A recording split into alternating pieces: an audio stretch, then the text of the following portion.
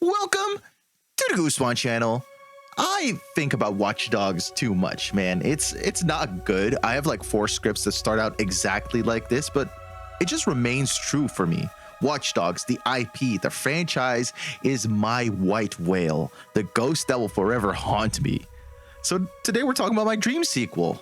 See, Watch Dogs Legion is a disappointing third entry into the franchise for a litany of reasons, but my main gripe with it is how much it makes the mechanics that Watch Dogs 1 and 2 were building on so much more shallow. It doesn't really expand on anything, instead fattening itself up by adding a lot of superfluous, shallow mechanics. So what I'll be doing in this video is simple. I'll be pitching my dream version of Watch Dogs 3, the prequel that those 2 first games deserved. Though I'm cribbing somewhat from the Snakeverse Project Ludus video, I'll try to keep it a tad more simple than he did when pitching his dream game. Further on, this video will be divided into 3 core segments. 1. Gameplay, 2. Story/setting, and 3. Music. So with all that established, let's jump straight into the... I think one of the biggest mistakes Watch Dogs Legion made is its approach to the game's core gameplay. Instead of honing in on the actually unique aspects of the franchise up until then, it instead got caught up in adding a whole host of new mechanics, resulting in an unfocused experience with a million gameplay mechanics that are all as shallow as a puddle. So to start, we're just going to hone in on a few specific gameplay mechanics to form our core loop. What will those mechanics be? Let me split it again into what I see as the core 3 Watch Dogs tenets. 1. Parkour, 2. Stealth, and 3. Hacking. Parkour in Watch Dogs 2 is the strongest that it is in the whole series. Though it's not strictly an effect of the mechanics crafted here, though that is certainly part of it. The parkour is pretty much the same as the first game, just smoothed out a whole lot and with a bunch of cool new animations that make it really feel more like, well, parkour in contrast to simply free running. What really makes the parkour in Watch Dogs 2 so strong, what makes it stand out, however, is the map design.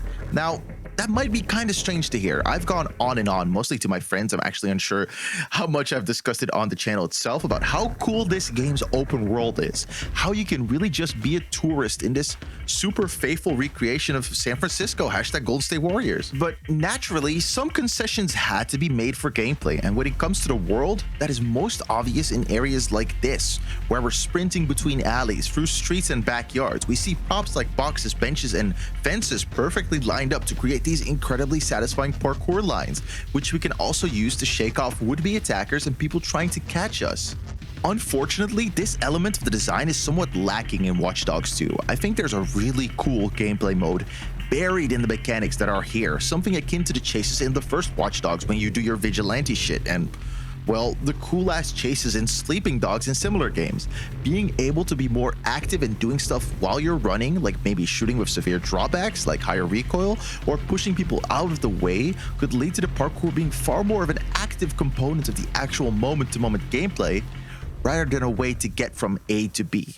Then there's stealth. I've long believed that the stealth in these games is its weakest element, which is wild because it is, in a very real sense, the core gameplay loop that we've got here. But the stealth in these games is just so shallow. One of my main gripes with the stealth in this franchise is that global detection thing. How everyone in the whole stealth area seems to know you're there the moment you're spotted by one person.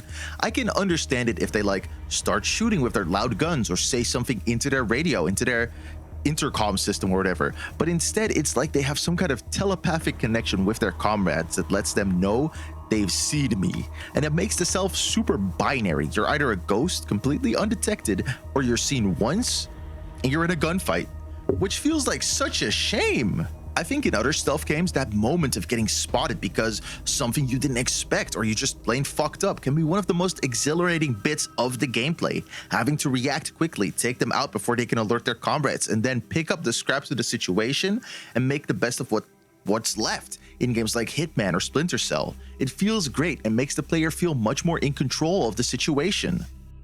So how do we fix this problem?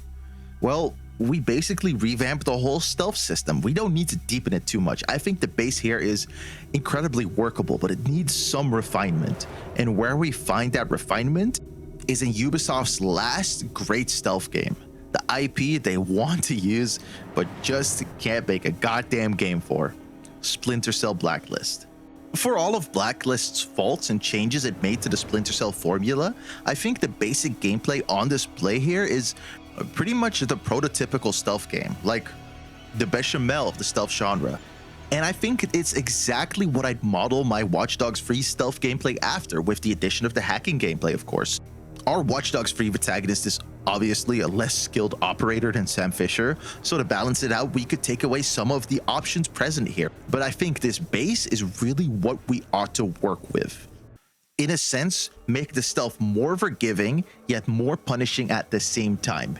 Make it so that if you get caught, you're truly fucked, with a greater focus on smaller arms and non-lethal armory, while also being more forgiving when you get seen one time by not somehow having everyone in the enemy camp instantly know where you are. Take all of this and lean into the athletic nature of Watch Dogs protagonist by making the movement slightly quicker, being able to cancel out of animations quicker, rather than being hard stuck by some of them like I often am in Watch Dogs 2, and I think we have an incredibly strong stealth game on our hands. Also, take out that Watch Dogs Legion health bar bullshit. That's the stupidest decision I've ever seen in a stealth game. Just profoundly dumb and nonsensical. Doesn't make any sense. Now, the hacking component of Watch Dogs is obviously its most visible. It's the main gimmick, the main focus of the gameplay, and because of that, I think they have a pretty damn good hacking system present in all of these games, even in Watch Dogs Legion. I think the way that the hacking is intertwined with the rest of the game's systems, like driving, stealth, and gunfights, is already pretty damn good. I think the only thing I really want to get into here is the RC car and the drone. See, I think these two are iconic parts of Watch Dogs 2, and that they also make a lot of sense in a stealth game like this, but they're also kind of fucking busted. Once you have the adequate upgrades, there are some missions you can just clear in a minute by rolling with the RC, maybe getting a higher point of view with the drone so you can hack some camera, and then driving out there without anyone seeing you. Am I saying that's bad? Not necessarily, but what I am saying is that it kind of plays into what I was discussing in the stealth section, namely that it feels like there are parts of the game that feel like they actively discourage playing this game by using the stealth mechanics. It would rather you do anything else, turn it into a big gunfight and murder everyone, or just use our little remote car and not even enter the mission area, which I think is just unfortunate. And with our Watch Dogs Free, I want a greater focus on that gameplay loop, making our way through stealth sections using our hacking to get the upper hand, because we're not these world-class operatives. We're rebellious young hacktivists, domestic terrorists with a dream. How does Max Payne Free say it again? How do I fix the drone/RC issue? Honestly, we kind of have to remove the RC car, I think. Of the two, it can really do the most and complete most mission objectives we come across in these games. The drone is useful, but it's a lot more utility than the straight up cheat code that the RC car sometimes feels like. And that's it for the gameplay, at least. I think what I want to emphasize here in this section the most is this. Watch Dogs 2 had a really great base, built upon the really great base in Watch Dogs 2 and expanding on the right mechanics while introducing new, fresh ideas that did work. What a Watch Dogs 3 should ideally do is build even further upon these base mechanics, eliminate what doesn't work, and then create a real mechanical sequel from that. So, pretty much the exact opposite of what Watch Dogs Legion did. And I think the changes we discussed here do exactly that. So with all that laid out, let's move on to the... I want to make clear what exactly I'm going to be doing here. I'm not going to be writing a full story outline for what Watch Dogs Free story should be. It veers a bit into fanfiction territory, not a field I'm necessarily new to, but also not really what this video is about. What I'll be doing is this. I'll go over a very rough idea of what the story could take thematically regarding our modern tech landscape and over the tone of the story. That's it. So let's get into it. I think our Watch Dogs Free will tonally be somewhere between Watch Dogs 1 and 2. Taking a lot from the second game, I think it'd be smart to once again focus on a small group rebelling against the techno-fascist companies and governments trying to spy on and exploit every citizen. I think at its core, this is a great story archetype for a Watch Dogs game. See, I think Watch Dogs at its core is about connection and humanity, if you'll allow me to get a bit poetic. In Watch Dogs 2, DedSec doesn't win from these huge tech companies because they're just so good at hacking. No, they win because they've got humanity on their side. They've got camaraderie.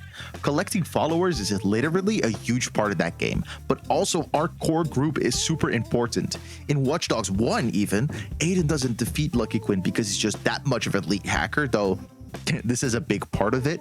He wins because he has the help of Clara and T-Bone, because he finds connection.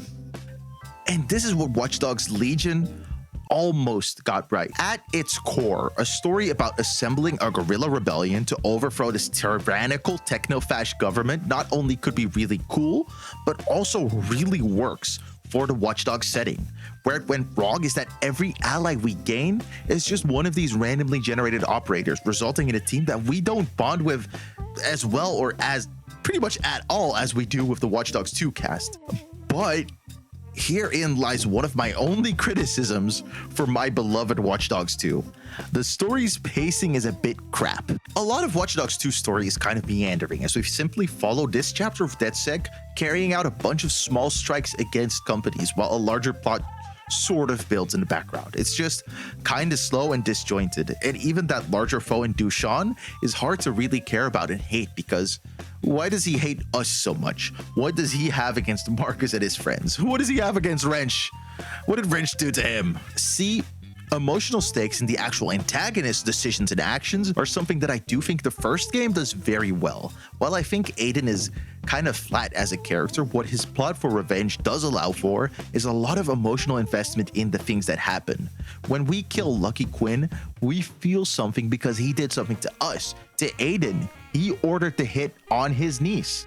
So I think that's what the Watch Dogs Free Writers Room should really focus on, creating another group of rebellious hackers written in a likable way where we can really see these guys as friends working together to do what they see as right.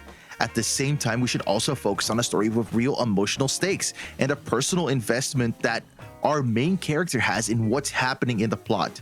Tonally then, we could kind of have something between the looser and more fun tone of Watch Dogs 2 with the restraint and emotional weight to pull off real serious moments like Watch Dogs 1 attempts to. Now, let's talk about the setting finally. Here's another misstep I think Watch Dogs Legion made. Why set it so far in the future? It elevates the whole thing into much more of a science fiction story while also making everything seem more amped up and out of this world than Watch Dogs 2 already did. For our Watch Dogs 3, we're rolling back the clock to right now, 2025. I think this setting and idea works best in a contemporary setting, and we currently live in a world rife with new tech to parody and have commentary on. AI, Palantir, fuck it, maybe even bring back crypto. Crypto? Bring back crypto. I meant bring back crypto. They kind of missed the whole NFT wave. There's just a lot of things to work with right now. We really don't need to go to the future to have commentary about the politics. Sorry, I'm Jerry Seinfeld. Comedians in cars, we're getting coffee. And I think that's all I really wanted to talk about regarding the story. If you guys want, I could go into a potential story draft for Watch Dogs 3 in a future video, because I do genuinely have some ideas. It's just, well, this is not really that video. So with that said, let's finally talk about this is the fun part of the video. So one of the coolest things that Watch Dogs 2 did was get Hudson Mohawk to craft the game's soundtrack. His style of off-kilter and just plain weird EDM was a great fit for the game's aesthetic. And I think for Watch Dogs 3, I want to do something similar. I think for the soundtrack, we need to get a producer to craft the sound of this game. Because of my personal biases, I will be digging into the underground to find our lead sound designers in this endeavor, but I also think that a lot of underground rap really does fit the aesthetic on display.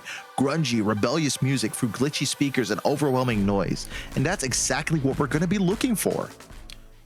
My first thought for the game's OST composer when I thought of this concept was Snow Strippers. On the forefront of the whole indie sleaze movement, Snow Strippers are Gen Z Crystal Castles, off-kilter and kinda creepy while somehow managing to make the most catchy dance music you've ever heard in that very same way. And while I think these two could craft a great soundtrack for our game, I think the main problem we'll run into here is that I don't know how well they'd handle the slower and more low-key parts of the game soundtrack. The Snow Strippers are blown out and maximalist, and while I think that is a point in their favor in many ways, I just don't personally think or know they could handle a full soundtrack like this. It's not like I'm doubting them necessarily, it's just, well, it's worth looking at other options. Let's just put it like that. Secondly, we got health. Now, let me be so for real. Yes, this is because they did the Max Payne free soundtrack, but that's not a knock against them in any way. If anything, that's a point in their favor. They've shown that they can craft a complete game soundtrack and make it fucking awesome. What Health did with Max's theme and Max Payne free is just, man, this shit is unbelievable. To cut it off at the pass though, there's one reason that I'd think twice about hiring the guys in Health to do the soundtrack for Watch Dogs 3, and it's the fact that they don't exactly stylistically match the vibe of the game. There's certainly an off-kilter industrial feeling to a lot of their music that's in the right corner for the type of world on display, but I don't know if they can pull off the more digital, glitchy computer music aesthetic. To top it off, Health are edgy, they're dark, and while I definitely want to tone down how unserious the game is compared to Watch Dogs 2, I do think we still need some levity, and I'm not sure how well Health would pull that off. They might be a bit too dark. And for the final pick, we're gonna go with someone I used to listen to a lot, Lauren Bousfield / Nero's Day at Disneyland.